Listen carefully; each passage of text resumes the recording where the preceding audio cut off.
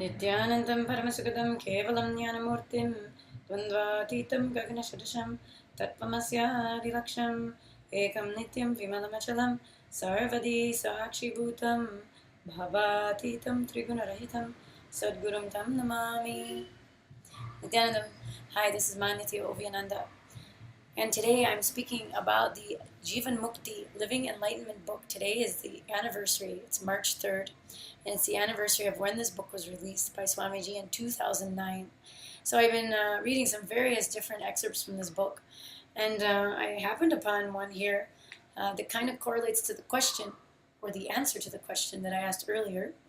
But here, Swamiji is talking about intelligence versus experience. So I'm going to read this and give you some examples here. He tells here about intelligence. Intelligence is not the experience, but the lessons learned from the experience. So intelligence is not to do with the information that you have or receive. That is only your intellect. In other words, intelligence is not the totality of your experience, but the lessons learned from those experiences. Understanding happens only when you are open and spontaneous without prejudice. If you are with prejudice, the complete understanding does not penetrate you. If you're open, then the complete understanding penetrates you and you become intelligent. So we know, if something's happening to us, and for example, and a lot of thoughts are going on in our mind and we're judging that situation, or we're weighing the pros and cons of the situation, or something happening, or naming what's going on in that situation, then it becomes we're just not totally opened up to what's happening there in the life.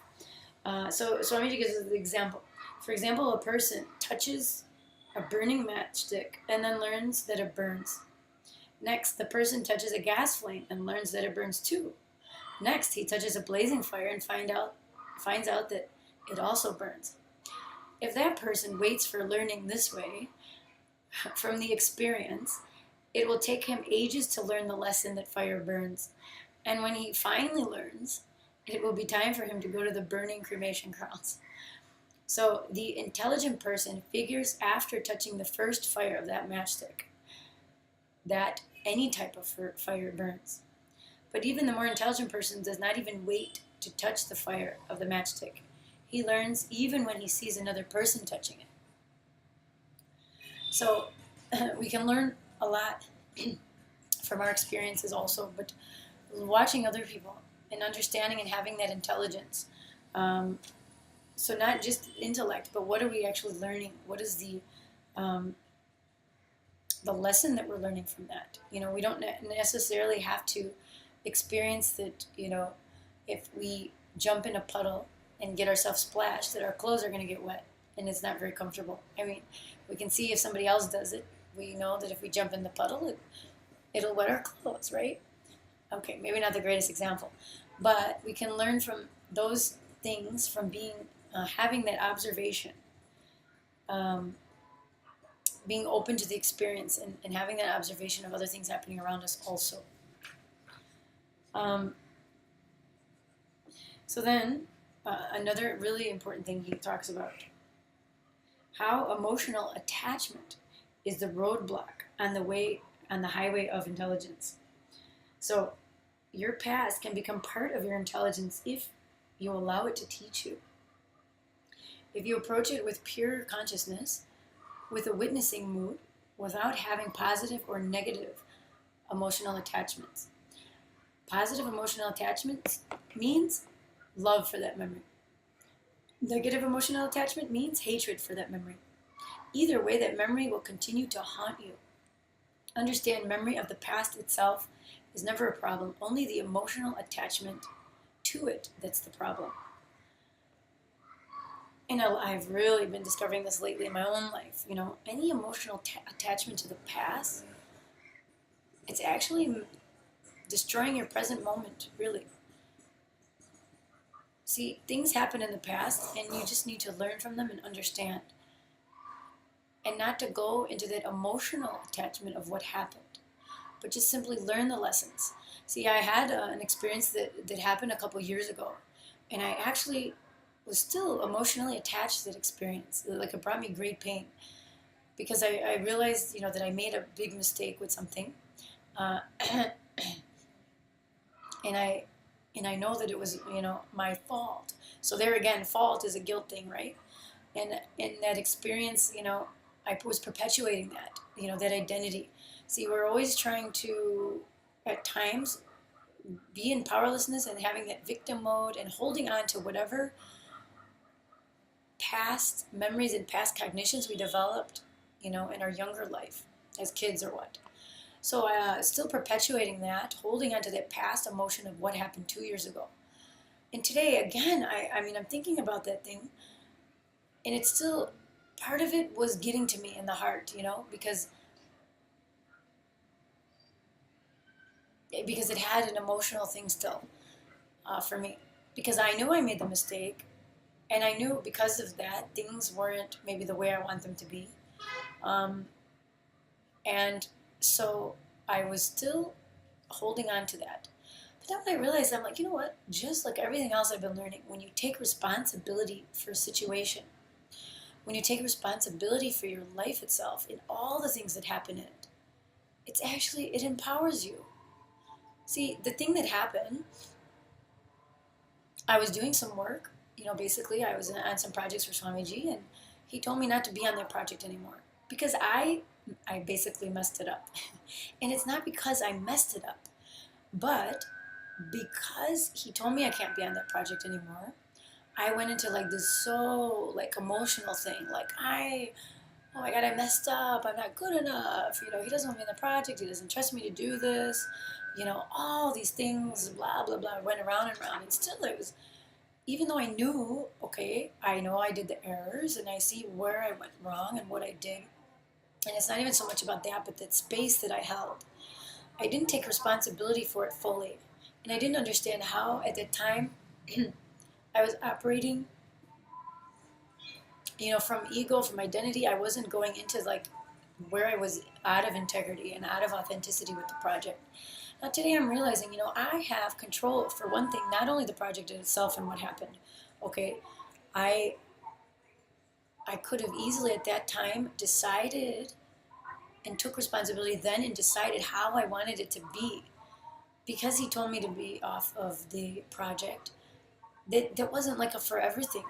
If I could have, at that time, and I'm not saying if, I'm only looking back to heal that, complete with it, and move on now with my life and never make the mistake again. Not that it's a mistake, and even if I do make such a thing again, that I can right away say, oh God, I see what I'm doing, I'm completing with that, and I'm taking responsibility. That's basically the ultimate thing.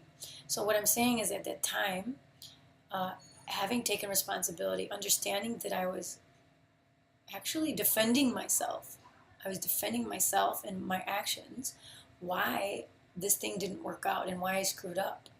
Instead of understanding that I lost that integrity and that inspiration and taking responsibility for it, I got overwhelmed with the whole thing, and it basically just fell apart. But still, I had that opportunity, and he gave me so many opportunities, and only now I'm looking sometimes, he gave me so many opportunities, but instead I wanted to hold on to that low mood, that I'm not good enough, or I screwed up, whatever it is. I was holding on to that all this time, 2 years. I could just beat myself, Oh, really? This is why I'm trying to tell you such important things. That's why you have to come to inner awakening. Because this may seem like, anyway, I don't want to digress, but so many things Swamiji teaches. And, even though, I'm still going through some issues like this, so many issues are cleared, I only have these basic things that are still there that I'm working with. And it's a huge click for me. Like, he wants me to actually do this thing. But I was just too much in La La Land holding on to this past cognition and emotional attachment to this thing and making it some big epic in my life. Like, oh my God. Really, that's what I've been doing all this time. Oh my God. But anyway, if I would have turned around and gone into it instead of being emotionally attached and gripping this thing, I could have completed with him and told him where I went wrong and how I understood and all this thing. And I know he would have just been okay. And the whole thing would have turned around. and I would have been back on the project in probably 2 years ahead of my time in my, being a leader, being responsible and all that. But instead, I don't know, who knows what. I had to go around and around, and whatever I learned was valuable to me. And so that's how I'm looking at it. I'm not going to be emotionally attached to that also. But man, what a big lesson and a click I had with this. Because I do feel that every time I decide to take responsibility, somehow it all works out, and I feel empowered by that. Because why should I be powerless and think it's somebody else's fault? I mean, it's my life after all. It's happening to me, So I have power over what happens or how I react to it. So only now this is finally getting into me. Swamiji, oh my God, he's so patient. He's been trying to teach me this now for 2 years, and I'm only getting it. So I'm very blessed. That's all I know.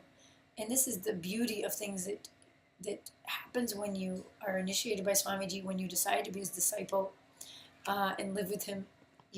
All of these things happen and unfold.